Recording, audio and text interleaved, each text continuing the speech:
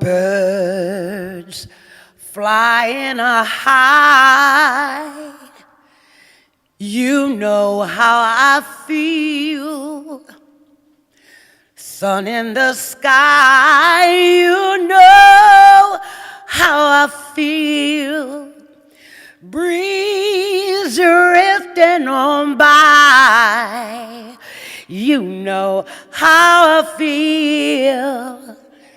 It's a new day, it's a new dawn, it's a new way for me, and I'm feeling good.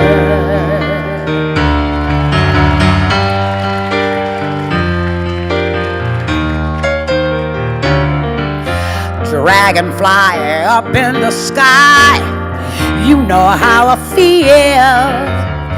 Butterflies all having fun, you know what I mean. Peace and sleep when the day is done, you know what I feel. And this old world is a bold world, but a new world for me, and I'm feeling good. Yeah, yeah.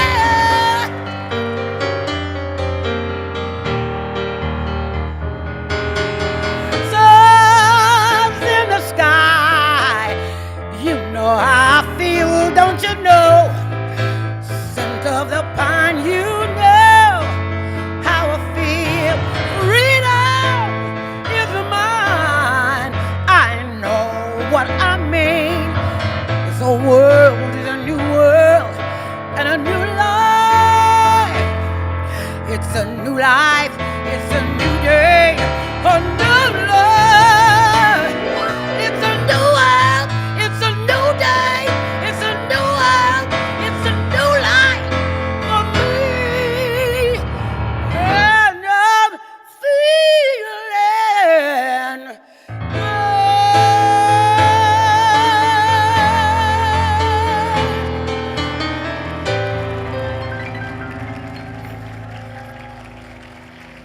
Yes, I am. I'm feeling good. Please allow me to share with you, Hong Kong, a chapter from my musically influenced life. I am the youngest daughter of a very famous American and international rhythm and blues icon by the name of Rufus Thomas. Rufus Thomas, along with Elvis Presley, was two of the most influential people from the Memphis music history. Rufus Thomas was an international star, and he, this is at the Watt Stax concert back in the day. He was very innovative in introducing rhythm and blues in the South. He also was the first artist for the Stax recording label. He also was the primary disc jockey for radio station WDIA in Memphis, Tennessee. And they were the station, the only station, where you could play Black American music in the South. So they were very inventive in pioneering all the Black American R&B and soul and jazz that was coming through the South.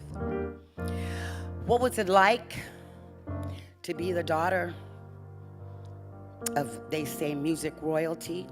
Well, in this picture is me when I was in my teens and my dad, along with B.B. King, Eric Burden from the Animals.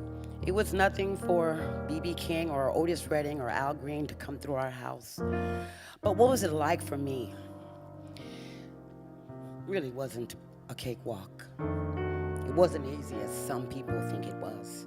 Because you see, separate from my own family, I had to find my own value, my own aspirations, my own voice. Aside from their fame, I had to find out who I was. And frankly, I didn't really know who that was. Well, as time went on and I kept working, I got offered a contract, a recording contract for the West End music label. Uh, I recorded 2 records for them. The first one was number 10 on the pop charts in the UK. Also managed to get up to number 1 on WBLS in the 80s, which was one of the biggest radio stations in the country. It had pretty good success. In fact, the first record is still what they deem a classic. Today, the kids are still playing it. When I go into some of the discos, it blows my mind.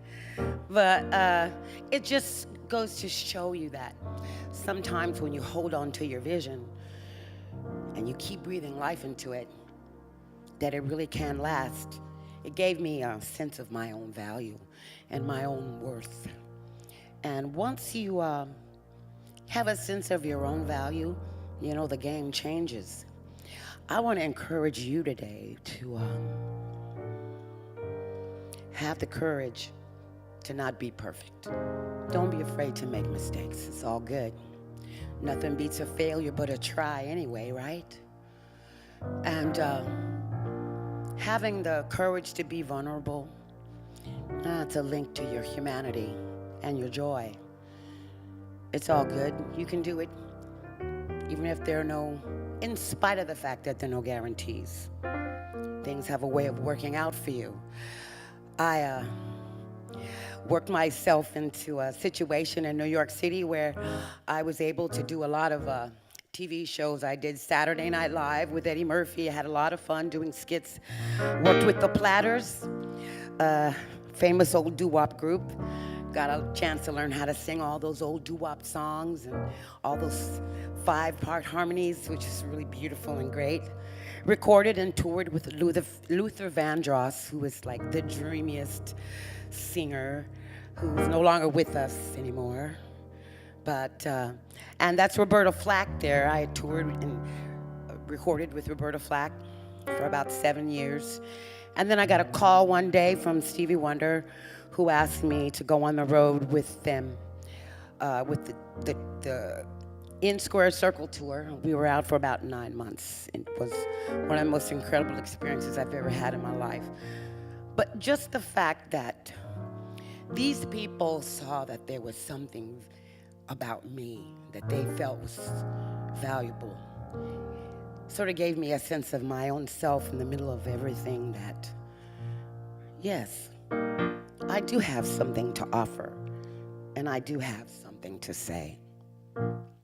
Now, as time goes on, there was a lull in my career, and my uncle Bobby Taylor called me. Bobby Taylor is a former Motown artist and producer. He produced the Jackson 5's first 3 albums.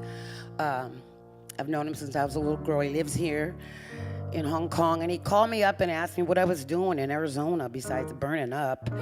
And I said, burning up. But then he said, well, why don't you come to Hong Kong? And I was like, for what? They don't know anything about me over there, or our music, or R&B, jazz, do they? And he said, well, you'll be surprised. You really would. You need to just come and check it out. Well, I said, well, I could reinvent myself over there, right? You think? He said, well, you never know if you don't come. So I got on a plane, had a few pieces of luggage, no job, and I came. Well, I had some lean months, but you know, change is one thing that's constant. You can always count on that, right? As bad as you think things are, they're always subject to change. At any rate, I started working really hard in Hong Kong and singing all over town, bringing the blues to Hong Kong, and found out that there's a humongous blues community here. Had no idea. But I'm really having a great time here, and as I continued to having fun and believing in my vision, this vision that I've always had, and just breathing life into it, I was contacted by an agent who believes in me here in Hong Kong, has really had my back to the fullest, and invited me to do a command performance for C.Y. Leung. I guess you would call him the chief president. I mean, the chief executive. That's like the president, right? It's a pretty big deal. So I went from no job to being invited to do a command performance for the president. It's kind of like a rags to riches story, but it really happened to me. And if it can happen to me, it can happen for you in your dream and in your vision. Let me encourage you today to let your light shine. No matter where it shines, let it shine, because your light is in your song, and in your song is your light, and in your light is you. Let yourself shine.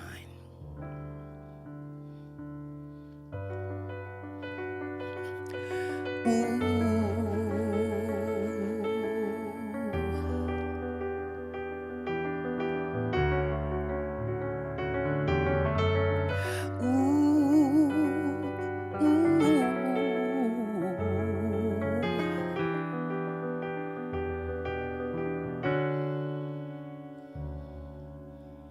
Some people wish for fortune.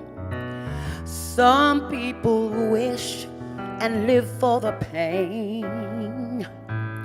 Some people live for the power, yeah. Some people live just to play the game.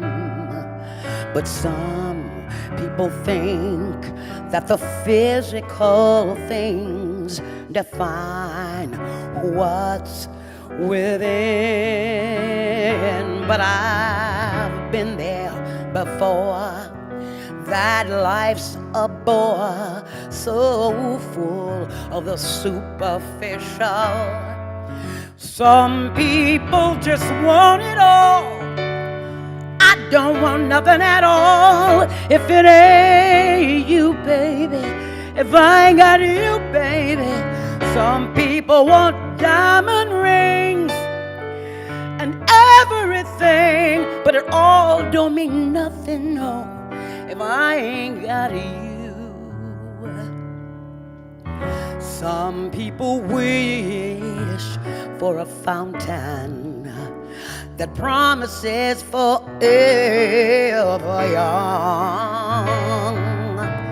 And some people think 3 dozen roses, that's the way to prove that you really love them. Hand you the world on a silver platter. What good would that be without no one to share, and no one who really just simply cares about me? Some people want it all. I don't want nothing if it ain't you, people. If I ain't got you, people. Some people want diamond rings and everything, but it don't mean nothing, no, if I ain't got you, you. Some people want it all, but I don't want nothing at all if it ain't you, baby. If I ain't got you, baby. Some people want diamond rings and everything, but it don't mean nothing, no, if I ain't got you.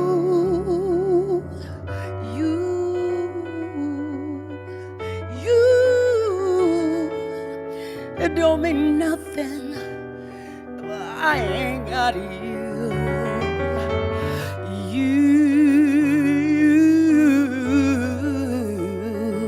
It don't mean nothing, no,